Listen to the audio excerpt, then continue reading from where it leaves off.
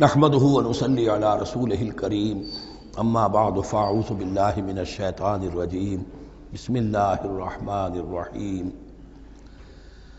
ايها الذين آمنوا انفقوا مما رزقناكم من قبل ان يأتي يوم لا بيع فيه ولا خلة ولا شفاعة والكافرون هم الظالمون اللہ لا الہ الا ہو الحی القیوم لا تأخذہ سنة ولا نوم لہ ما فی السماوات وما فی الارض من ذا الذی یشفع عنده الا بإذنہ یعلم ما بین ایدیہم وما خلفہم ولا یحیطون بشیء من علمہ الا بما شاء وسع کرسیہ السماوات والارض ولا يؤوده حفظهما وهو العلي العظيم صدق الله العظيم رب اشرح لي صدري ويسر لي امري واحلل عقدة من لساني يفقهوا قولي۔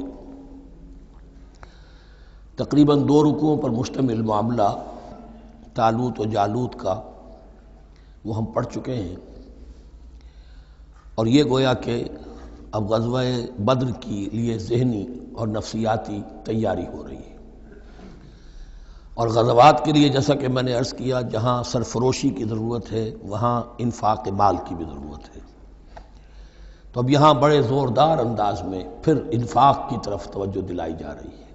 وہی 4 ڈوریاں ذہن میں رکھیے، انفاق اللہ کی راہ میں یعنی جہاد بالمال، قتال جہاد بالنفس کی آخری شکل، اور شریعت میں عبادات اور معاملات، یہ 4 ڈوریاں گتھی ہوئی ہیں ان 22 رکوعوں کے اندر، جن پر دوسرا نصف جو ہے سورہ بقرہ کا مشتمل ہے۔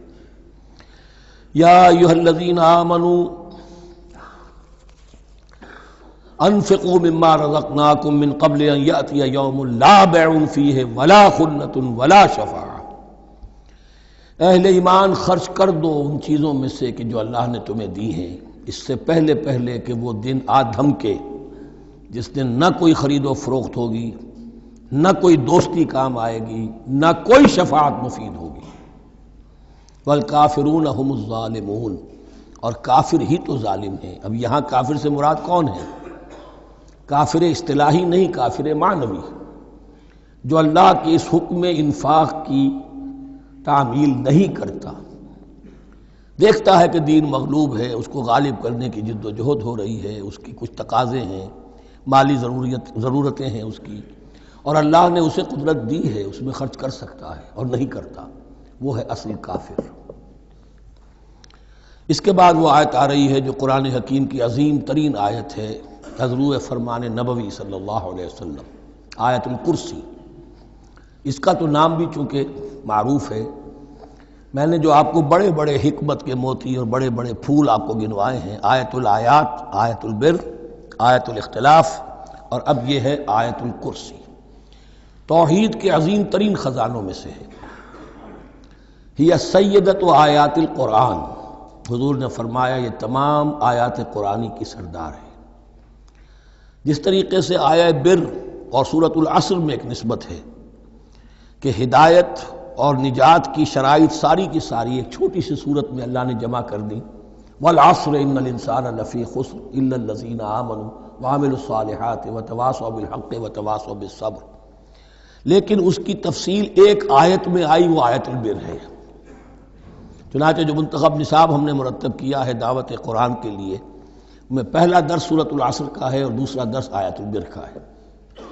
جو نسبت سورۃ العصر میں ہے کہ وہ سورت ہے، یہ آیت ہے، لیکن اس آیت میں کئی صورتیں نکل سکتی ہیں حجم کے اعتبار سے سورۃ العصر کے برابر۔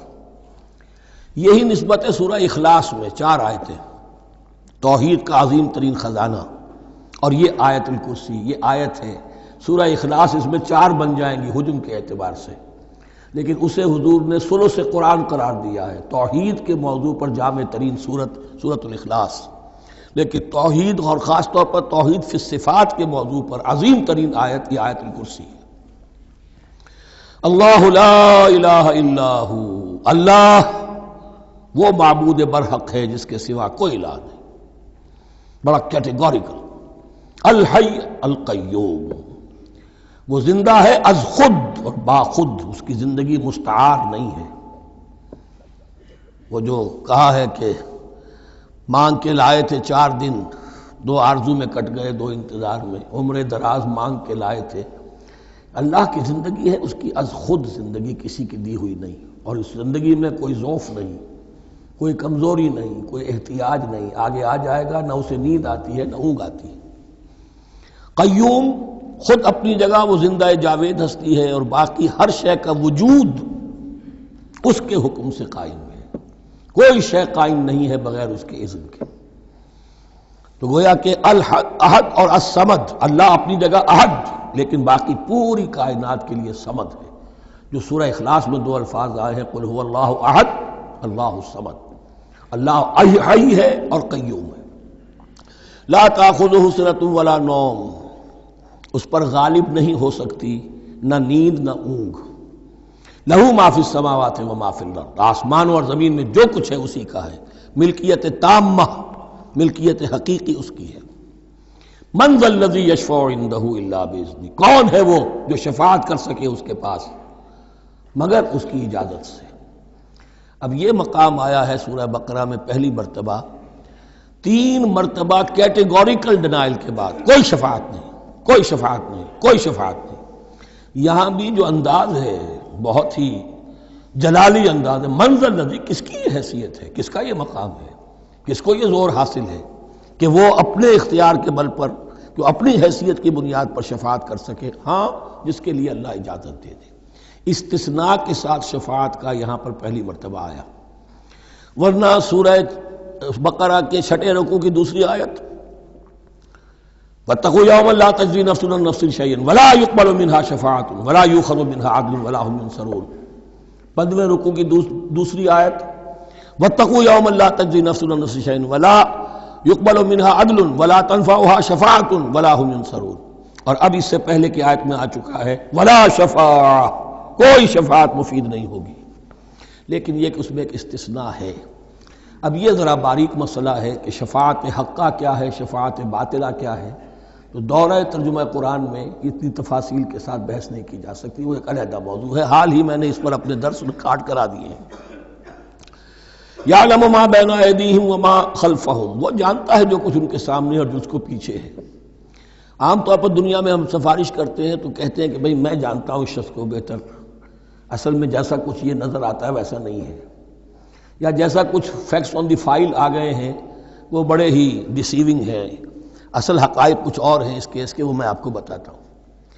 یہ بات اللہ کے سامنے کون کہہ سکتا ہے، جبکہ اللہ تو جانتا ہے جو کچھ ان کے سامنے اور جو کچھ ان کے پیچھے ہے، اور ان کا حال یہ وَلَا يُحِيطُونَ بِشَيْءٍ مِّنْ عِلْمِهِ إِلَّا بِمَا شَاءَ، اور وہ احاطہ کر ہی نہیں سکتے اللہ کے علم سے کسی شے کا سوائے اس کے جو اللہ چاہے۔ باقی ہر ایک کے پاس علم جو ہے اللہ کا عطائی علم ہے، دیا ہوا علم ہے، محدود علم ہے، بڑے سے بڑا رسول ہو، بڑے سے بڑا ولی ہو، بڑے سے بڑا فرشتہ ہو۔ لا علم لنا الا ما علمتنا، ہم پڑھائیں 4 رکوع میں، تو کون کہہ سکتا ہے؟ من ذا الذی یشفع عندہ الا باذنہ یعلم ما بین ایدیہم وما خلفہم ولا یحیطون بشیء من علمہ الا بما شاء وسع کرسیہ السماوات والارض، اس کی کرسی تمام آسمانوں اور زمین کو محیط ہے۔ اب کرسی کے 2 مفہوم یہاں ہو سکتے ہیں، ایک تو یہ کہ اس سے جو معنی مراد ہے یعنی اس کا اقتدار، اس کی قدرت، اس کا جبر، اس کا اختیار، یہ اتھارٹی پوری کائنات کو۔ ایک یہ بھی ہو سکتا ہے کہ اللہ تعالیٰ کے لیے ہم نہیں جان سکتے، یہ آیات متشابہات میں سے ہے کہ کوئی شے بھی ہو واقعتاً جس کو ہم اسے کرسی کہہ سکیں، عرش، ان سب کے بارے میں یہ دونوں باتیں ذہن میں رکھیے۔ یہ بھی ہو سکتا ہے کہ ان کی کوئی مجسم حقیقت ہو جو ہمارے ذہن سے، ہمارے تخیل سے ماورا ہے، اور یہ بھی ہو سکتا ہے اس سے استعارہ مراد ہو، اس کا اقتدار و اختیار آسمانوں اور زمین پر چھایا ہوا ہے۔ ولا یؤودہ حفظہما، اور اسے تکان طاری نہیں ہوتی، اس پر گراں نہیں گزرتا ان دونوں کا تھامنا، ان دونوں کی حفاظت، آسمانوں کی اور زمین کی۔ وہو العلی العظیم، اور وہ العلی ہے، بلند و بالا، اور عظیم ہے، بڑی عظمت والا۔ یہ آیت الکرسی سیدۃ آیات القرآن، تمام آیات قرآنی کی سردار۔ اور توحید الہی کا ایک بہت بڑا خزانہ۔ لا اکراہ فی الدین، دین میں کوئی جبر نہیں ہے، یعنی یہ کہ کسی بھی شخص کو نہ کبھی جبراً مسلمان بنایا جائے گا نہ کبھی بنایا گیا۔ استثناءات ہو سکتے ہیں، کسی کا ذاتی کوئی عمل ہو، فعل ہو، کسی نے کیا ہو۔ اسلام میں کسی فرد کو جبراً مسلمان بنانا حرام ہے، لیکن اس آیت کا یہ مطلب نکال دینا کہ نظام باطل کو بھی ختم کرنا جو ہے اس میں کوئی طاقت استعمال نہیں ہو سکتی، یہ حماقت ہے پرلے درجے کی۔ نظام باطل نظام ظلم ہے، ایکسپلائٹ کر رہا ہے لوگوں کو، اللہ اور بندوں کے درمیان حجاب بن گیا ہے، پردہ بن گیا ہے۔ نظام کو طاقت کے ساتھ ختم کرنا فرض ہے مسلمان کا۔ طاقت نہیں ہے تو ٹھیک ہے، طاقت حاصل کرنے کی کوشش کرتا رہے، لیکن جو مسلمان نظام باطل کو ختم کرنے کی آرزو اور ارادے سے خالی ہے، اس کے دل میں یہ ارادہ نہیں ہے، اس کے دل میں ایمان نہیں ہے۔ طاقت اور جبر نظام کو ختم کرنے پر صرف کیا جائے گا، کسی فرد کو مجبوراً مسلمان نہیں بنایا جائے گا۔ یہ ہے اصل میں اس آیت کا مفہوم۔ لا اکراہ فی الدین قد تبین الرشد من الغی، رشد ہدایت واضح ہو چکی ہے کجی سے، جتنی کجیاں ہیں، جتنے غلط راستے ہیں، جتنی شیطانی پگڈنڈیاں ہیں، ان سے جو صراط المستقیم ہے اس کو بالکل مبرہن کر دیا گیا ہے۔ فمن یکفر بالطاغوت، تو جو کوئی بھی طاغوت کا انکار کرے گا، دیکھیے اللہ پر ایمان لانے سے پہلے طاغوت کا انکار ضروری ہے۔ جیسے لا الہ الا اللہ، تو طاغوت، اور طاغوت کون ہے؟ طغا سے سرکش، جس نے اپنی حاکمیت کا اعلان کیا وہ طاغوت، جس نے غیر اللہ کی حاکمیت کو تسلیم کیا وہ طاغوت، اس کے تحت بننے والے سارے انسٹیٹیوشنز طاغوت، جو بھی ادارے ہوں، چاہے کتنے ہی خوشنما ادارے ہوں۔ ہے عدلیہ، لیکن وہ عدلیہ اللہ کے قانون کے مطابق فیصلے نہیں کر رہی، کچھ اور لوگوں کے بنائے ہوئے قانون کے مطابق فیصلے کر رہی، وہ طاغوت ہے۔ جو بھی اللہ کے حدود بندگی سے تجاوز کرتا ہے وہ طاغوت ہے۔ طغیانی کسے کہتے ہیں؟ پانی دریا کی حدوں میں بہہ رہا ہے، لیکن جب وہ اپنی حدوں سے نکلا طغیانی پہ ہے۔ دریا کو اپنی موج کی طغیانیوں سے کام، کشتی کسی کے پار ہو یا درمیان رہے اسے اس کی کیا فکر ہے؟ تو طغا اور بغا یہ دونوں بڑے قریب کے الفاظ ہیں، بغاوت اور طغیانی۔ فمن یکفر بالطاغوت، طاغوت کا انکار، جو کوئی کفر کرے طاغوت کے ساتھ، وَيُؤْمِن بِاللَّهِ، اور پھر اللہ پر ایمان لائے۔ طاغوت سے بھی دوستی، اللہ پر بھی ایمان، اللہ کے دشمنوں سے بھی یارانہ، اور اللہ کے ساتھ بھی وفاداری کا دعویٰ، یہ چیز نہیں چل سکتی، یہی منافقت ہے۔ یکسو ہو جاؤ، حنیفا مسلما، فقد استمسک بالعروۃ الوثقی، جس شخص نے یہ کام کر لیا، طاغوت کی نفی اور اللہ پر ایمان، اس نے تو مضبوط کنڈا تھام لیا۔ تو سمجھئے کہ اگر کوئی شخص کسی جہاز، سمندری جہاز میں عرشے پر سے گر جائے، تیرنا بھی نہ آتا ہو، کسی طرح ہاتھ پاؤں مار کر وہ کسی کنڈے کے اوپر اگر ہاتھ اس کا پڑ گیا، تو اب وہ سمجھتا ہے کہ اس کو میں نہیں چھوڑوں گا، میری جان اسی سے وابستہ ہے، زندگی اسی سے ہے۔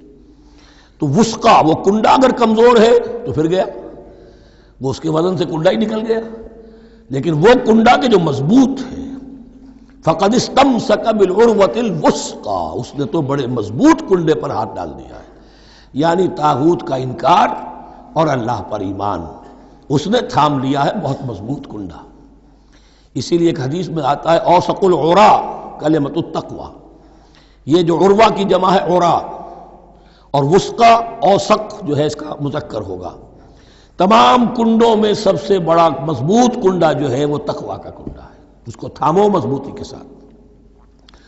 لا اکراہ فی الدین قد تبین الرشد من الغی فمن یکفر بالطاغوت ویؤمن باللہ فقد استمسک بالعروۃ الوثقی لا انفصام لها، وہ کبھی علیحدہ ہونے والا، ٹوٹنے والا نہیں ہے، یہ کنڈا بہت مضبوط ہے۔ واللہ سمیع علیم، اللہ سب کچھ سننے والا، جاننے والا ہے۔ اللہ ولی الذین آمنوا یخرجہم من الظلمات الی النور، ایمان در حقیقت ایک دوستی کا رشتہ قائم کرتا ہے اللہ اور بندے کے درمیان۔ اللہ ولی ہے اہل ایمان کا، یہ ولایت باہمی ہے، دو طرفہ ولایت ہے۔ بندہ اللہ کا ولی بن جائے، ولی اللہ، الا ان اولیاء اللہ لا خوف علیہم ولا هم یحزنون، اللہ بندے کا ولی ہے، دوستی دو طرفہ ہے۔ اللہ ولی الذین آمنوا یخرجہم من الظلمات الی النور، اللہ پشت پناہ ہے، مددگار ہے، دوست ہے ان کا کہ جو ایمان لائے اور انہیں نکالتا رہتا ہے ظلمات، اندھیروں کے مختلف شیڈز میں سے نور کی طرف۔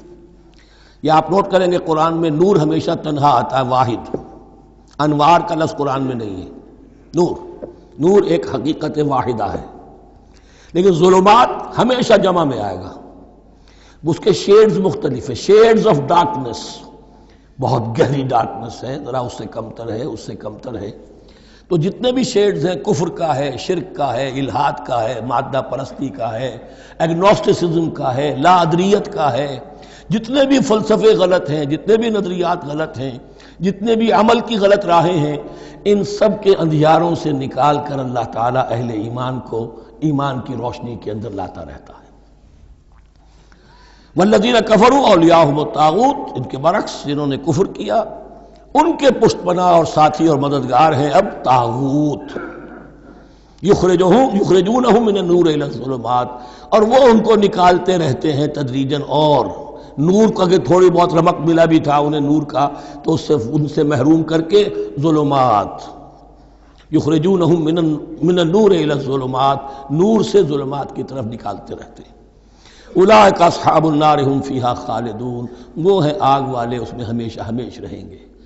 اللہم اجعلنا من عبادک المؤمنین، اللہم اخرجنا من الظلمات الی النور، آمین یا رب العالمین۔ اب اس کے بعد یہ بڑی عظیم آیت جو آئی ہے توحید کی، اور اس کے بعد یہ بھی اپنی جگہ بڑی عظیم آیات ہیں حکمت اور فلسفہ دین کے اعتبار سے۔ اس کے بعد کچھ واقعات دیے جا رہے ہیں، حضرت ابراہیم علیہ السلام کی زندگی کا ایک واقعہ اور حضرت عزیر علیہ السلام کی زندگی کا واقعہ۔ الم تر الی الذی حاج ابراہیم فی ربہ ان آتاہ اللہ الملک، کیا تم نے دیکھا اس شخص کو جس نے کہ محاجہ کیا تھا، مناظرہ کیا تھا، حجت بازی کی تھی ابراہیم سے، اس وجہ سے کہ اللہ نے اسے بادشاہی دی ہوئی تھی۔ نمرود، ذہن میں رکھیے کہ نمرود اصل میں لقب تھا، کسی کا نام نہیں تھا، جیسے فرعون مصر کے بادشاہوں کا لقب ہے، فرعونہ۔ نماردہ جو ہے یہ عراق کے بادشاہ تھے، بیبیلونیا۔ تو حضرت ابراہیم کی پیدائش بھی شہر ار میں ہوئی تھی کہ جو بیبیلونیا کا ایک شہر تھا عراق کا، اور وہاں بادشاہت تھی نمرود کی۔ جیسے فرعون نے مصر میں دعویٰ کیا تھا اپنی بادشاہی کا اور اپنی خدائی کا، اور یہ ہے سیاسی بادشاہی، یہ نہیں کہ ہم نے دنیا پیدا کی ہے، مطلب یہ کہ اختیار مطلق ہمارے ہاتھ میں ہے، ہم جس چیز کو چاہیں غلط قرار دے دیں، جس چیز کو چاہے صحیح قرار دے دیں۔ یہی ہے اصل میں خدائی اختیار ہاتھ میں لے لیا۔ اللہ کا حق ہے تحلیل و تحریم، کسی شے کو حلال کرنا، کسی کو حرام قرار دینا، اختیار واحد اللہ کے ہاتھ میں ہے۔ جس شخص نے بھی اپنے ذمے لے لیا، قانون سازی کا اختیار لے لیا اللہ کے قانون سے آزاد ہو کر، وہی طاغوت ہے، وہی شیطان ہے، وہی نمرود ہے، وہی فرعون ہے۔ تو اس نے، وہ نمرود نے کہا، محاجہ کیا، اس قال ابراہیم ربی الذی یحیی و یمیت، میرا رب تو وہ ہے جو زندہ کرتا ہے اور مارتا ہے۔ قال انا احیی و امیت، انہوں نے کہا میں بھی کر سکتا ہوں۔ اس نے جیل سے 2 قیدی منگوائے، دونوں کنڈیمڈ تھے، اور ایک کی گردن وہیں اڑائی اور ایک کو کہا جاؤ معاف، دیکھو میں نے جس کو چاہا زندہ رکھا اور جس کو چاہا مار دیا۔ حضرت ابراہیم نے دیکھا کہ یہ کٹ حجتی پر اترا ہوا ہے، تو الاجوبۃ المسکتہ، جواب ایسا دیا جانا چاہیے کہ جو اس کو چپ کر دے۔ قال ابراہیم فإن اللہ یاتی بالشمس من المشرق فأت بها من المغرب، حضرت ابراہیم نے فرمایا اللہ تو سورج کو نکالتا ہے مشرق سے، اگر تو خدائی کا مدعی ہے تو نکال کے دکھا اسے مغرب سے۔ فبہت الذی کفر، تو مبہوت ہو کر رہ گیا وہ کافر، اب اس کے پاس کوئی جواب نہیں تھا۔ واللہ لا یہدی القوم الظالمین، اور اللہ ظالموں کو ہدایت نہیں دیا کرتا۔ ہدایت تو نہیں ہوئی، چپ ہو گیا، لیکن چپ کیا ہوا، اس کے بعد تو فیصلہ ہوا کہ انہیں آگ میں جھونک دیا جائے۔ او کالذی مر علی قریۃ وہی خاویۃ علی عروشہا، یا پھر اس شخص کے واقعے کو ذرا یاد کرو، کیا تم نے نہیں دیکھا کہ جس کا گزر ہوا ایک بستی پر، اور وہ اوندھی پڑی ہوئی تھی اپنی چھتوں پر، اگرچہ مختلف تفاسیر میں مختلف آپ کو شاید اس کی تعبیرات ملے. یہ اصل میں ہوا ہے کہ جب نمرود جس کا نام تھا بخت نصر، نیبوکیڈ نظر، اس نے 586 قبل مسیح میں، حضرت مسیح سے 586 قبل، اس نے حملہ کیا فلسطین پر. دیکھیے عراق اور فلسطین کی، اسرائیل کی اور عراق کی اس وقت بھی سب سے بڑی دشمنی ہے آپس میں. وہی دشمنی جو ہے 2500 سال پرانی بھی ہے. اس نے وہ نمرود بابل، نیبوکیڈنیزر جس کا نام تھا، اس نے حملہ کیا. 12 لاکھ کی آبادی تھی، 6 لاکھ کو قتل کیا اور 6 لاکھ کو بھیڑوں بکریوں کی طرح ہانکتا ہوا قیدی بنا کر لے گیا. 150 برس تک کیپٹیوٹی میں رہے ہیں یہ، اور یروشلم اجڑا رہا ہے. کوئی نفس نہیں، کوئی متنفس نہیں تھا، کوئی انسان نہیں، کوئی 2 اینٹیں سلامت نہیں چھوڑی. اسی وقت وہ ہیکل سلیمانی جو ہے وہ شہید کیا گیا، اور ان کے کہنے کے مطابق اس کے ایک تہخانے میں وہ تابوت سکینہ بھی تھا جہاں ربائی ان کے موجود تھے، اور وہ ربائی بھی وہیں پر ان کی موت واقع ہوئی، اور تابوت سکینہ بھی ہے اگر ان کا قول صحیح ہے. تو جس زمانے میں یہ اجڑی ہوئی بستی تھی، حضرت عزیر علیہ السلام کا گزر ہوا. انہوں نے دیکھا کوئی متنفس نہیں، تو انہوں نے کیا کہا؟ قال انا یحیی ھذہ اللہ بعد موتہا، اللہ اس بستی کو اس کے اس طرح مردہ اور برباد ہو جانے کے بعد کیسے زندہ کرے گا؟ اب اس میں کیسے احیاء ہو سکتا ہے؟ دوبارہ کیسے اس میں لوگ آ کر آباد ہو سکتے ہیں؟ اتنی بڑی بربادی، اتنی تباہی، کوئی متنفس نہیں، کوئی 2 اینٹیں سلامت نہیں. فَأَمَاتَهُ اللَّهُ مِئَةَ عَامٍ ثُمَّ بَعَثَهُ، تو اللہ نے اس پر موت وارد کر دی 100 برس کے لیے، اور پھر انہیں اٹھایا. قَالَ كَمْ لَبِثْتَ، سوال کیا کتنے عرصے رہے ہو یہاں؟ حضرت عزیر جو ہیں، چونکہ جو رینائسنس ہوا ہے تاریخ بنی اسرائیل میں، اس کے نقیب، اس کے اصل جو بنیاد ہے وہ یہ ہے. انہوں نے پھر اصلاح کی، جو زوال ان میں آیا تھا اخلاقی اور دینی، پھر یہ اٹھے کمر کس کر جب اللہ تعالیٰ نے یہ مشاہدات کرا دیے، اور پھر جا کر وہاں تبلیغ کی اور دعوت کی دی، اور وہی ان یہودیوں کے اندر جو کیپٹیوٹی میں تھے انہیں پھر اصل دین کی تعلیم دی، روح دین کو زندہ کیا. تو گویا کہ وہاں سے پھر ان کا احیاء ہوا ہے. کب لبثت، کتنے عرصے رہے ہوگے تم؟ قال لبثت یوما و بعض یوم، اب اس کو ایسے محسوس ہوا جیسے سویا تھا تھوڑی دیر کے لیے، میں 1 دن رہا ہوں یا دن کا کچھ حصہ. قال بل لبثت 100 عام، نہیں، اللہ نے فرمایا نہیں، تم 100 سال رہے ہو. فانظر الی طعامک و شرابک لم یتسنہ، تو ذرا اپنے کھانے اور جو مشروب تمہارے ساتھ تھا سفر میں، ذرا اس کو دیکھو، ان کے اندر کوئی بساند پیدا نہیں ہوئی، سڑے نہیں ہیں، ان کے اندر کوئی خرابی پیدا نہیں ہوئی. وانظر الی حمارک، آپ دوسری طرف اپنے گدھے کو دیکھو جو تمہاری سواری کا گدھا تھا. وَلَنَجْعَلَكَ آیَةً لِلنَّاسِ، وہ بالکل ختم ہو چکا تھا، اس کی ہڈیاں ہی رہ گئی تھی، گوشت گل چکا تھا، کچھ نہیں تھا. 100 برس. وانظر الی حمارک وَلِنَجْعَلَكَ آیَةً لِلنَّاسِ، اور ہمیں تو بنانا ہے تجھے ایک نشانی لوگوں کے لیے، یعنی خود اے عزیر تمہیں ایک نشانی بنانا ہے، اور تمہیں نشانی بنانے کے لیے یہ نشانی ہم تمہیں دکھا رہے ہیں تاکہ یقین جو ہے، یقین کامل تمہارے اندر پیدا ہو جائے. وانظر الی حمارک ولنجعلک آیۃ للناس وانظر الی العظام، اب دیکھو ان ہڈیوں کو، کیف ننشزھا، کیسے ہم انہیں اٹھاتے ہیں، ابھارتے ہیں. وہ ہڈیاں خود ابری اور جڑ کر کھڑی ہو گئی. ثم نکسوھا لحما، پھر دیکھو تمہاری نگاہوں کے سامنے اس کو گوشت پہناتے ہیں. فلما تبین لہ، جب یہ سب اس کے سامنے واضح ہو گئی بات، مشاہدہ بھی کر لیا، قال اعلم ان اللہ علی کل شیء قدیر، ان کا میں نے پوری طرح جان لیا، مجھے پورا یقین قابل حاصل ہو گیا کہ اللہ ہر شے پر قادر ہے. یعنی وہ اس اجڑی ہوئی بستی کو بھی دوبارہ آباد کر سکتا ہے. جو میں نے سمجھا تھا کہ اب یہ کیسے آباد ہوگی، یہ بات نہیں ہے، یہ آبادی اللہ تعالیٰ کے اختیار میں.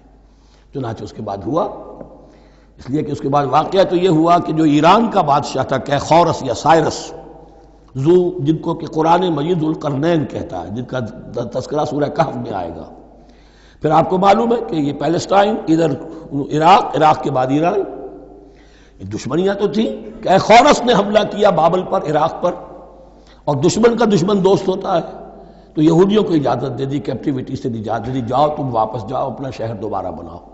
چنانچہ وہ گئے، اور پھر انہوں نے جا کر وہاں پر 136 سالوں میں ان کی دوبارہ جو ہے یہ بستی بسی، اور پھر یروشلم کو انہوں نے آباد کیا، اور پھر انہوں نے وہاں ہیکل سلیمانی دوبارہ بنایا، جس کو وہ سیکنڈ ٹیمپل کہتے ہیں۔ وہ سن 70 عیسوی میں ٹائٹس رومن جنرل کے ہاتھوں تباہ ہوا تھا، جو اب تک تباہ ہوا پڑا ہے۔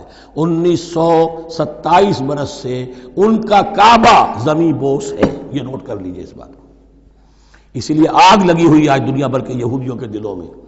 اب تو ہماری حکومت ہے وہاں پر، ہم اپنا یہ جو بھی کچھ یہاں پر اس احاطے میں بنا دیا گیا ہے سب کو ختم کریں گے اور اپنا ہیکل سلیمانی بنائیں گے۔ اس کے بلو پرنٹس بن چکے ہیں، نقشے بن چکے ہیں، ہر چیز تیار ہے۔ بس کسی دن کوئی ایک دھماکہ ہوگا، کوئی بم جو ہے کہیں پر پلانٹ کیا جائے گا، خبر آ جائے گی کہ کسی فینیٹک نے کہیں وہاں پر جا کر رکھ دیا، جیسے ایک فینیٹک گیا تھا مسجد الخلیل میں اور 70 مسلمانوں کو شہید کر کے خود بھی اس نے خودکشی کر لی تھی، اور ڈاکٹر تھا، امریکن ڈاکٹر گولڈسٹین۔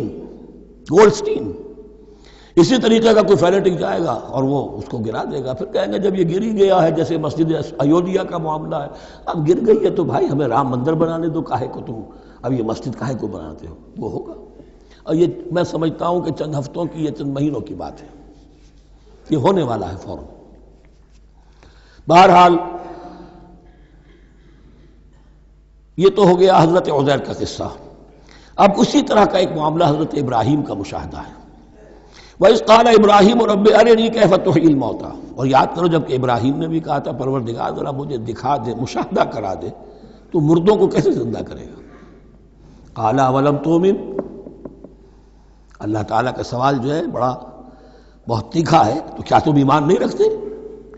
قَالَ بَلَىٰ، ایمان تو میرا ہے، میں مانتا ہوں ایمان ہے، وَلَٰكِن لِيَطْمَئِنَّ قَلْبِي، پورا دل کا اطمینان چاہتا ہوں، پورا یقین ہو جائے۔ اور یہ انبیاء کا معاملہ ہے، سب کا ہے۔ انبیاء کو چونکہ ایمان اور یقین کا ایک ایسی فرنس بنانا ہوتا ہے کہ جن سے ایمان و یقین دوسروں میں سرایت کرے، تو ان کے ایمان و یقین کے لیے انہیں مشاہدات ایسے کرا دیے جاتے ہیں کہ پھر ان کے لیے وہ ایمان صرف ایمان بالغیب نہیں رہتا، بلکہ وہ ایمان بالشہود بھی ہو جاتا ہے۔ کذالک نری ابراہیم ملکوت السماوات والارض، اسی طرح ہم نے دکھائے ابراہیم کو آسمان اور زمین کے ملکوت، جو بھی ہماری حکومت ہے، جو وہ مخفی حکومت ہے، جو کاسمک ایک اسٹیٹ ہے، اس کی گورنمنٹ ہے، اس کے تمام اہلکار ہیں، فرشتے ہیں، ہم نے مشاہدہ کرایا ابراہیم کو۔ حضور کو اسی لیے شب معراج میں لے جایا گیا کہ ہر شے کو اپنی آنکھوں سے دیکھ لیں، تو وہ یقین کامل پھر ہو جاتا ہے کہ جس میں کسی درجے میں بھی پھر تو یہ ہے کہ وہ خود ایک بھٹی بن جاتے ہیں ایمان اور یقین کی۔ قال بلا ولکن لیطمئن قلبی قال فخذ اربعۃ من الطیر فصرهن الیک، تو فرمایا اچھا ٹھیک ہے 4 پرندے لے لو، انہیں اپنے ساتھ ملا لو، ہلا لو کہ وہ تمہارے ساتھ تمہاری آواز سن کر آ جایا کریں۔ ثم اجعل علی کل جبل منہن جزءا، پھر ان کے ٹکڑے کرو اور ہر پہاڑ پر ایک ایک ٹکڑا رکھ دو۔ اور جو تفسیر میں آتی ہے یہ کہ ان میں سب کا سر علیحدہ کیے، ٹانگیں علیحدہ کی، پر علیحدہ کیے، دھڑ علیحدہ کیے، ایک پہاڑ پر چاروں سر رکھ دیے، ایک پہاڑ پر چاروں کے دھڑ رکھ دیے، ایک پہاڑ پر چاروں کے، اس طریقے سے مختلف اجزاء میں تقسیم کر دیا۔ قال فخذ اربعۃ من الطیر فصرهن الیک ثم اجعل علی کل جبل منہن جزءا، پھر ہر پہاڑ پر ان میں سے ایک ایک حصہ رکھ دو۔ ثم ادعوہن، پھر ان کو ذرا پکارو، وہی سیٹی بجاؤ جو تم بجاتے تھے ان کو بلانے کے لیے۔ یاتین ثم ادعوہن یاتینک سعیا، وہ دوڑتے ہوئے آ جائیں گے۔ وَاعْلَمْ أَنَّ اللَّهَ عَزِیزٌ حَکِیمٌ، اور جان لو اس بات کو یقین کے ساتھ کہ اللہ تعالیٰ زبردست ہے، کمال حکمت والا۔ اب 2 رکوع آ رہے ہیں انفاق فی سبیل اللہ پر، اور یہ قرآن مجید کا ذروہ سلام ہے انفاق کے موضوع پر۔ لیکن ان کو پڑھنے سے پہلے نوٹ کر لیجئے کہ اللہ کی رضا جوئی کے لیے اپنا مال خرچ کرنا جو ہے، اس کے لیے دین میں کئی اصطلاحات ہیں۔ کھانا کھلانا، یطعمون الطعام علی حبہ مسکینا ویتیما واسیرا، آت المال علی حبہ ذوی القربى والیتامى، ایتاء مال، اعطاء، پھر اس سے آگے آتا ہے صدقہ، زکوٰۃ، انفاق، قرض حسنہ۔ یہ 5-6 ٹرمز ہیں، لیکن ان ٹرمز کے اندر ایک تقسیم ذہن میں رکھیے کہ 2 مدیں ہیں بڑی بڑی اللہ تعالیٰ کی رضا جوئی کے لیے مال خرچ کرنے کی۔ ایک مد ہے غربا، یتامى، مساکین، محتاج، بیوائیں، ان کے لیے، یعنی ابنائے نو میں سے، یہ آپ کے معاشرے کے اجزاء ہیں، آپ کے بھائی بند ہیں، آپ کے رشتہ دار ہیں، آپ کے اعزاء و اقرباء ہیں، ان کے لیے خرچ کرنا تو یہ بھی اللہ کو بہت پسند ہے، اس کا اجر ملے گا، یہ بھی گویا کہ اللہ تعالیٰ ہی کے لیے آپ نے خرچ کیا۔ ایک عین اللہ کے دین کے لیے خرچ کرنا، انفاق کا لفظ اس کے لیے ہے، اور قرض حسنہ اس کے لیے، انفاق مال، انفاق فی سبیل اللہ، اللہ کی راہ میں خرچ کرنا، اللہ کے دین کی دعوت کو عام کرنا، اللہ کی کتاب کے پیغام کو عام کرنا، اللہ کے دین کی دعوت کو اس طرح ابھارنا کہ باطل کے ساتھ زور آزمائی کرنے والی ایک طاقت پیدا ہو جائے، ایک جماعت وجود میں آئے، ان کے لیے اساد و سامان فراہم کیا کرنا تاکہ دین کے غلبے کی ہر مرحلے کے جو تقاضے اور ضرورتیں ہیں وہ پوری ہو سکیں۔ تو جو اس کام میں صرف ہوگا وہ ہے انفاق فی سبیل اللہ یا اللہ کے ذمے قرض حسنہ۔ تو یہاں اصل میں اس کی بات ہو رہی ہے انفاق کی۔ مثل الذین ینفقون اموالہم فی سبیل اللہ ہے، مثال ان کی جو اپنے مال خرچ کرتے ہیں اللہ کی راہ میں۔ عام طور پر یہ فی سبیل اللہ جو ہے وہ سبیل پانی کی بنا دی، وہ بھی سبیل ہے، ٹھیک ہے وہ بھی سبیل تو ہے، نیکی کا وہ بھی راستہ ہے، سبیل اللہ ہے، لیکن یہ کہ فی سبیل اللہ خرچ جو ہے اس کا بالکل مفہوم اور ہے، وہ صدقہ ہے، خیرات ہے، زکوٰۃ بھی اصلاً جو ہے وہ غریبوں کا حق ہے، لیکن اس میں بھی ایک مد سبیل اللہ کی رکھی ہوئی ہے۔ اگر تو آپ کے قریب اعزاء و اقارب ہیں، غربا ہیں، تو ان کا حق فائق ہے، پہلے ان کو دیجیے، ورنہ پھر یہ ہے کہ اس میں سے جو بھی ہے وہ دین کے کام کے لیے۔ جب دین یتیمی کی حالت کو آ گیا ہو تو سب سے بڑا یتیم تو دین ہے، آج کے وقت سب سے بڑا یتیم دین ہے۔ بہرحال فی سبیل اللہ انفاق، مثل الذین ینفقون اموالہم فی سبیل اللہ کمثل حبۃ انبتت سبع سنابل فی کل سنبلۃ مئۃ حبہ، مثال ان کی جو اللہ کی راہ میں خرچ کرتے ہیں اللہ کے دین کے لیے، ایسے ہے جیسے ایک دانہ کہ اس سے 7 سنبلیں پیدا ہوئیں، 7 خوشیں، 7 بالیاں، یہ 7 سٹے۔ باجرے کا سٹہ ہوگا کتنے دانے ہوتے ہیں اس میں، مکئی کا سٹہ ہے اس میں کتنے دانے ہیں، فی کل سنبلۃ مئۃ حبہ، اس میں 100 دانے موجود ہیں ہر ایک میں، تو ایک دانے سے 700 دانے وجود میں آ گئے۔ اسی طریقے سے اللہ تعالیٰ جو بھی اس کے دین کے لیے مال خرچ کرے گا اس کے مال میں اضافہ کرے گا، اللہ تعالیٰ ان کو جزا دے گا اور اس کو بڑھاتا رہے گا اپنے ہم۔ وَاللَّهُ يُضَاعِفُ لِمَن يَشَاءُ، اور یہ تو تمہیں تمثیلاً بتایا ہے، اللہ اس سے بھی دگنا کرے گا جس کو چاہے گا، صرف 700 گنا نہیں، اور جتنا چاہے گا بڑھائے گا۔ وَاللَّهُ وَاسِعٌ عَلِيمٌ، اللہ کے خزانوں میں کوئی کمی نہیں ہے، بڑی وسعت والا ہے اللہ، بہت سمائی والا ہے اور وہ سب کچھ جاننے والا ہے۔ الذین ینفقون اموالہم فی سبیل اللہ، پھر جو لوگ کہ اپنا مال خرچ کرتے ہیں اللہ کی راہ میں، ثم لا یتبعون ما انفقوا منا ولا اذى، پھر جو کچھ وہ خرچ کرتے ہیں اس کے بعد نہ تو تکلیف پہنچاتے ہیں نہ احسان جتاتے ہیں۔ دیکھیے جی میں نے اس وقت اتنا چندہ دیا تھا، معلوم ہوا کہ میرا حق جو ہے وہ زیادہ ہے، پھر میری بات مانی جانی چاہیے۔ ہم چندے زیادہ دیتے ہیں تو بات بھی تو ہماری چلنی چاہیے۔ یا اگر کسی جو کارکن کو دیا ہے جو اللہ کے دین کے لیے کام کر رہا ہے، یہ بھی ان 2 رکوعوں کے آخر میں بات واضح ہو جائے گی۔ کوئی شخص ہے اللہ کے دین کے کام میں لگا ہوا، آپ اس کو ساتھ تعاون کر رہے ہیں تاکہ وہ اپنی معاش کے اوپر اپنا وقت نہ لگائے، اپنا پورا وقت جو ہے وہ دین کی خدمت میں لگائے، لیکن اب اگر کہیں آپ نے اس کو جتا بھی دیا، اس پر احسان بھی رکھ دیا، کوئی تکلیف دے کلمہ کہہ دیا، تو جو آپ کا اجر و ثواب تھا وہ 0 ہو جائے گا۔ الذین ینفقون اموالہم فی سبیل اللہ ثم لا یتبعون ما انفقوا منا ولا اذى، جو انفاق کرتے ہیں اس کے بعد اس کے پیچھے نہ تو جتلاتے ہیں نہ کوئی اور تکلیف پہنچاتے ہیں۔ لہم اجرہم عند ربہم ولا خوف علیہم ولا هم یحزنون، ان کا اجر ان کے رب کے پاس محفوظ ہے اور ان کے لیے مغفرت ہے۔ ولا خوف علیہم ولا هم یحزنون، ان کے اوپر نہ کوئی خوف ہوگا اور نہ کوئی ان کو حزن سے دوچار ہوں گے۔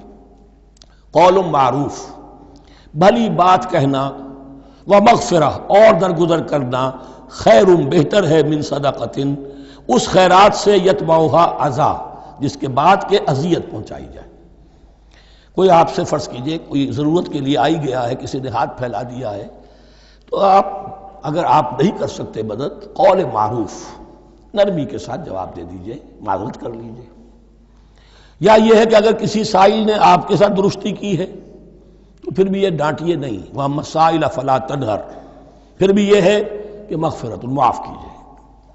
یہ کہیں بہتر ہے اس سے کہ دے تو دیا، خیر من صدقۃ یتبعها اذی، اس کے بعد اسے دو چار جملے بھی سنوا دیے، کوئی اور سلواتیں بھی سنا دی اسے، تو اس کا کوئی فائدہ نہیں ہوا۔ واللہ غنی حلیم، اللہ تعالیٰ غنی ہے اور حلیم ہے۔ یہ کیوں کہا گیا کہ تم اگر کسی کو دے رہے ہو تو اصل میں اللہ کو دے رہے ہو۔ ایک حدیث میں آتا ہے کہ اللہ تعالیٰ اپنے بندے سے شکایت کرے گا، اے میرے بندے تیرے پاس مال تھا، میں نے تجھ سے مال طلب کیا تھا، میں بھوکا تھا، میں نے تجھ سے روٹی مانگی، تو نے مجھے کھلایا نہیں۔ بندہ کہے اللہ تو غنی ہے، تجھے بھوک تجھے احتیاج، کہ وہ جو میرا بندہ تھا جو بھوکا تھا اس نے جو مانگا تھا تجھ سے وہ میں ہی تھا، اصل میرا بندہ تھا۔ الخلق عیال اللہ، تجھ سے انہیں کھانے کو نہیں دیا تجھے، تو گویا کہ مجھے نہیں دیا۔ اے میرے بندے میں ننگا تھا، میں نے تجھ سے میں چاہا کہ میرا سطر ڈھانپ دے، مجھے کوئی لباس دے دے، لیکن یہ کہ تو نے نہیں دیا۔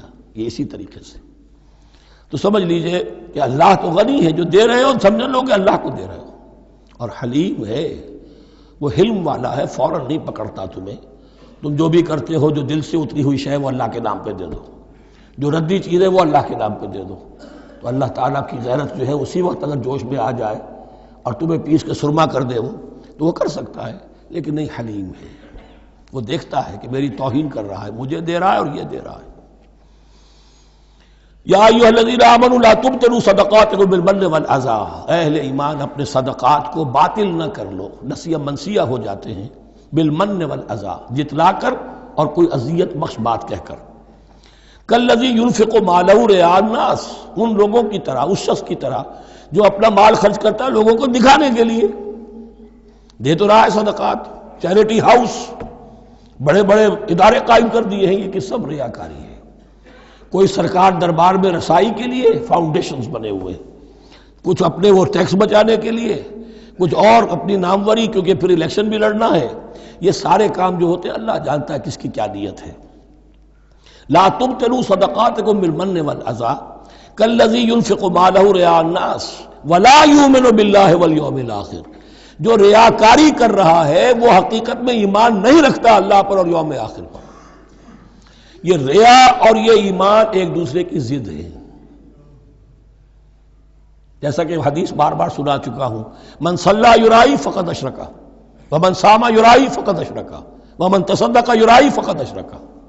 جس نے دکھاوے کے لیے نماز پڑھی اس نے شرک کیا، جس نے دکھاوے کے لیے روزہ رکھا اس نے شرک کیا، جس نے دکھانے کے لیے لوگوں کو صدقہ خیرات دیا اس نے شرک کیا۔ ولا یؤمن باللہ والیوم الآخر فمثلہ کمثل صفوان علیہ تراب فاصابہ وابل فترکہ صلدا، تو اس کی مثال اس چٹان کی سی ہے اس پر کچھ تھوڑا سا غبار، کچھ ریت جم گئی تھی، تو اگر کسی چٹان کے اوپر کچھ تھوڑی سی تہ آ گئی ہو مٹی کی، وہاں آپ نے کوئی بیج ڈال دیے، کوئی فصل بھی ہو گئی۔ فاصابہ وابل، اب آیا زوردار ایک بارش کا چھینٹا پڑا، زوردار بو پڑا، بارش بھی پڑا، فترکہ صلدا، وہ ساری اوپر کی تھوڑی سی تہ تھی، وہ مٹی بھی بہہ گئی اور آپ کی محنت بھی گئی، وہ آپ کا بیج بھی گیا اور آپ کی فصل بھی گئی۔ وہ چٹان جو ہے چٹیل چٹان وہ اندر سے نکل آئی، یعنی سب کچھ گیا۔ ریاکاری میں اس کا مطلب یہ ہے مال بھی دیا اور حاصل کچھ نہ ہوا، بیج بھی گیا، اور اللہ کے ہاں کسی اجر و ثواب کا سوال ہی نہیں۔ لا یقدرون علی شیء مما کسبوا، جو محنت انہوں نے کی تھی، اس تھوڑی سی مٹی جو جم گئی تھی اس میں بھی کچھ ہل چلایا تھا، کچھ بیج ڈالا تھا، اب اس میں کوئی قدرت انہیں حاصل نہیں ہے، سب کچھ گیا۔ واللہ لا یہدی القوم الکافرین، اور اللہ ایسے کافروں کو ہدایت نہیں دیتا، راہ یاب نہیں کرتا۔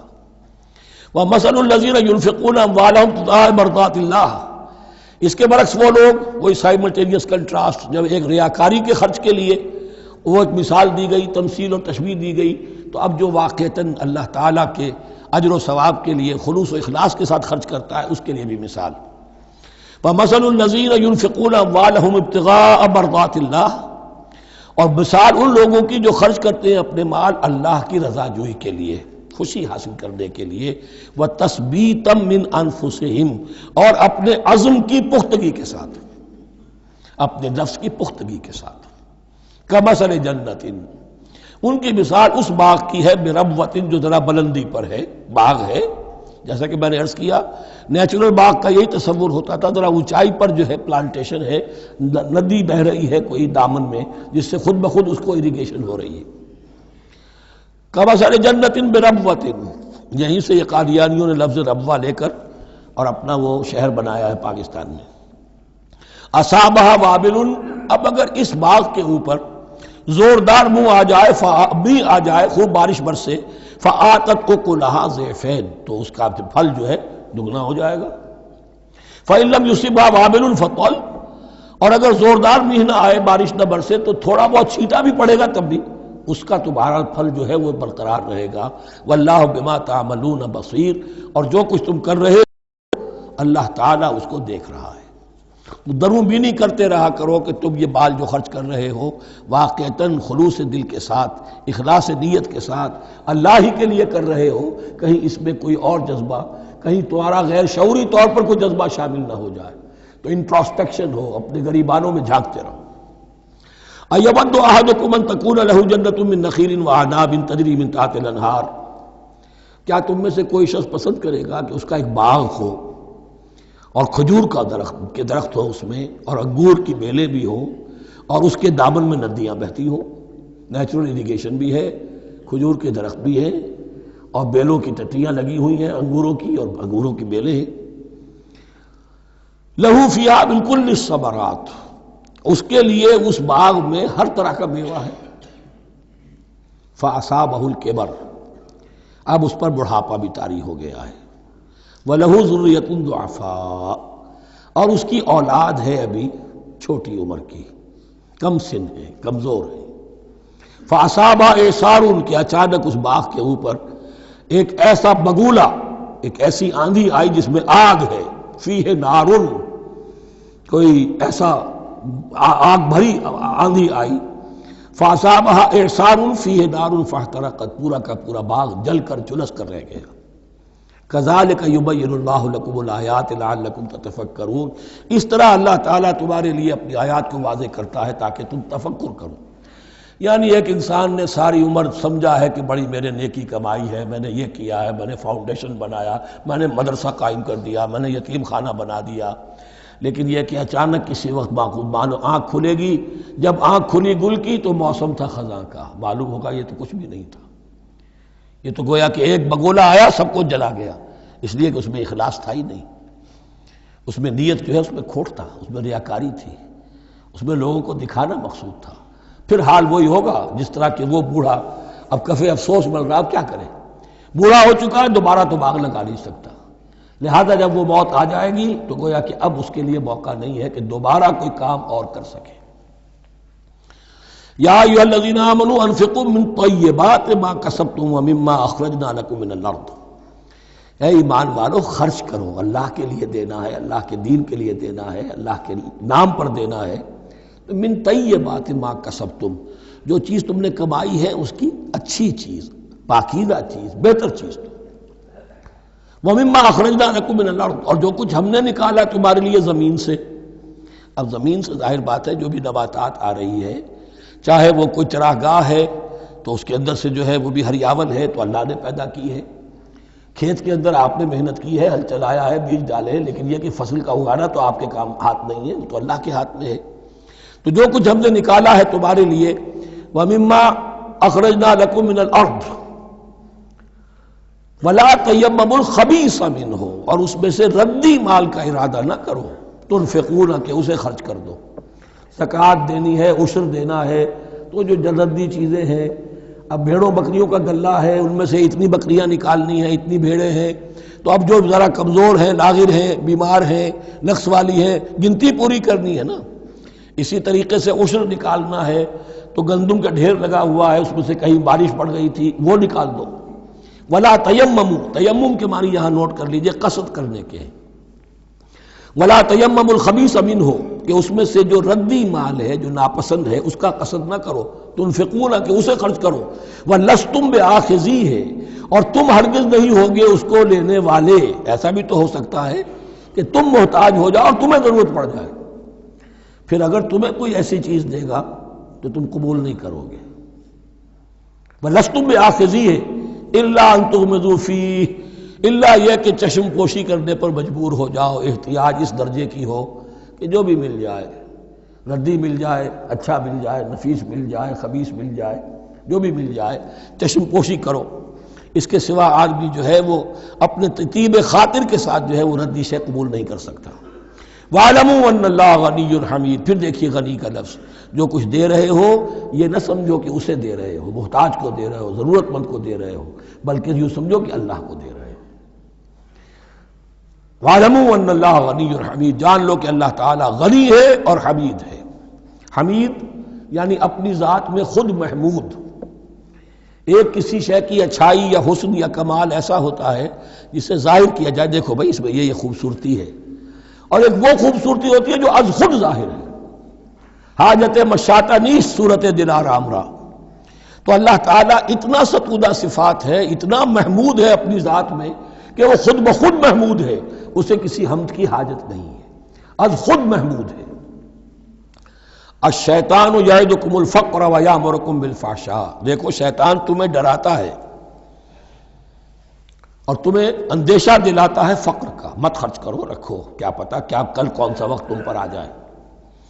وَيَأْمُرُكُمْ بِالْفَحْشَاءِ، اور تمہیں حکم دیتا ہے بے حیائی کے کاموں کا۔ وَاللَّهُ يَعِدُكُمْ مَغْفِرَةً مِّنْهُ وَفَضْلًا، اور اللہ وعدہ کر رہا ہے تم سے اپنی طرف سے مغفرت کا اور فضل کا۔ اب دیکھ لو، رخ روشن کے آگے شمع رکھ کر وہ یہ کہتے ہیں ادھر جاتا ہے دیکھیں یا ادھر پروانہ جاتا ہے۔ اب شیطان کی طرف جانا چاہتے ہو، اس کی بات ماننا چاہتے ہو، خوف رکھتے ہو کہیں ایسا نہ ہو جائے کہ فقر آ جائے مجھ پر، مجھے اپنا مال سنبھال کر رکھنا چاہیے، سینت رکھنا چاہیے، تو تم شیطان کی چال میں آ گئے، تم نے اس کی پیروی کی۔ اور اگر تم نے اپنا اللہ کی راہ میں خرچ کر دیا، اللہ پر اعتماد کرتے ہوئے، وہ میری ساری حاجتیں پوری کرے گا، آج کر رہا ہے کل کرے گا انشاءاللہ۔ تو یہ ہے واللہ یعدکم مغفرۃ منہ وفضلا واللہ واسع علیم، اللہ بہت وسعت والا ہے، اس کے خزانوں کی کوئی محدودیت کا تصور اپنے ذہن میں نہ رکھو، اور سب کچھ جاننے والا ہے۔ یؤتی الحکمۃ من یشاء، لیکن یہ باتیں حکمت کی ہیں، ایک ہے ظاہر ایک ہے باطن۔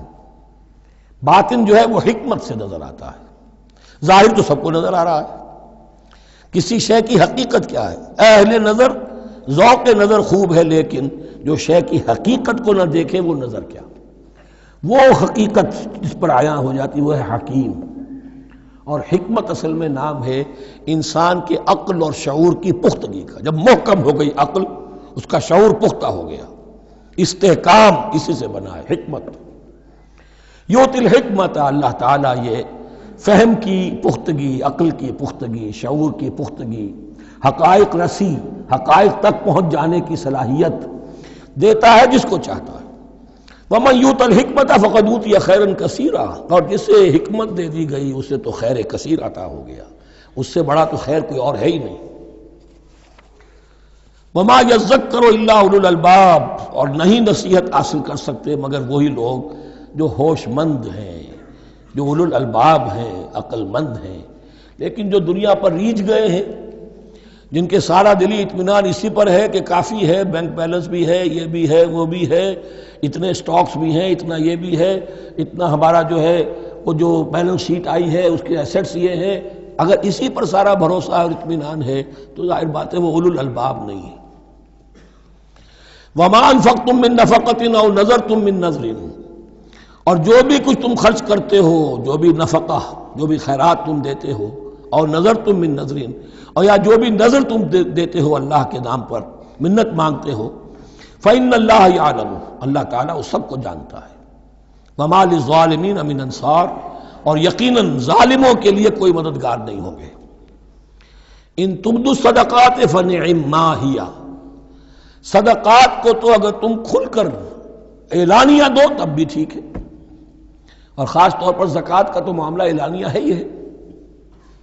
ان تبدوا الصدقات، ظاہر کرو، برملا اعلانیہ دو تو بھی ٹھیک ہے، کم سے کم فقراء کا حق تو پہنچ گیا، کسی کی ضرورت تو پوری ہو گئی۔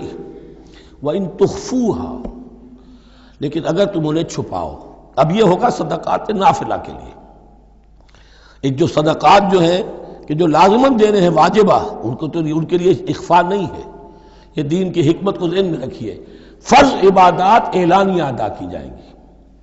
یہ وسوسہ بھی شیطان بہت سے لوگوں کے دلوں میں ڈال دیتا ہے کہ کیا 5 وقت جا کے مسجد میں نماز پڑھنی ہے، لوگوں پر اپنے تقویٰ کا روب گانٹھنا چاہتے ہو، گھر میں پڑھ لیا کرو۔ یا داڑھی رکھو گے، کیا چاہتے ہو؟ تم چاہتے ہو کہ لوگ تمہیں سمجھے متقی ہے تو میں اس لیے داڑھی نہیں رکھتا، ہوتا ہے وسوسہ۔ لیکن جو چیز واجب ہے وہ علن اعلان کرو، اس کے اظہار میں کوئی رکاوٹ نہیں۔ ہاں جو صدقات نافلہ ہیں، جو نماز نفل ہے، اسے چھپا کر کرو، اس کا اظہار بہت بڑا فتنہ ہوتا ہے، نفل عبادت کا اظہار بہت بڑا فتنہ ہے۔ وَإِن تُخْفُوهَا، اگر چھپاؤ، وَتُؤْتُوهَا الْفُقَرَاءَ، اور تم وہ ضرورت مندوں کو دے دو، فَهُوَ خَيْرٌ لَكُمْ، وہ تمہارے لیے بہت بہتر ہے۔ اب دیکھیے خیر لکم کہا، یہ تمہارے لیے بہتر ہے۔ پہلے کہا تھا ظاہر کر کے دیتے ہو فنعما ہی، وہ بھی ٹھیک ہی ہے، اس لیے کہ فقراء کا حق تو چلیے ادا ہو گیا، کچھ نہ کچھ مل تو گیا، خسیس کے اور کنجوس کے مال میں سے کچھ نکلا تو صحیح۔ ان تبدوا الصدقات فنعما ہی وان تخفوها وتؤتوها الفقراء فهو خیر لکم ویکفر عنکم من سیئاتکم، اور اللہ تعالیٰ دور کر دے گا تم سے تمہاری برائیوں کو۔ واللہ بما تعملون خبیر، اور جو کچھ تم کر رہے ہو اللہ تعالیٰ اس سے باخبر ہے۔ لیس علیک ہداہم، اے نبی آپ کے ذمے نہیں ہے کہ ان کو ہدایت دے دیں۔ آپ کی یہ دیکھیے علیکہ ذمہ داری ہو جاتی ہے، فرض۔ لام لکا یہ ہو جاتا ہے کسی کے حق میں۔ القرآن حجت لکا او علیکہ، یا یہ قرآن تمہارے حق میں حجت ہے، یہ شفاعت کرے گا تمہاری قیامت کے دن اگر تم نے اسے مانا، جیسے کہ ماننے کا حق ہے، پڑھا جیسے کہ پڑھنے کا حق ہے، عمل کیا جیسے کہ عمل کرنے کا حق ہے، پھر اس کی دعوت و تبلیغ کی جیسے کہ اس کا حق ہے، تو یہ تمہارے حق میں حجت ہوگا۔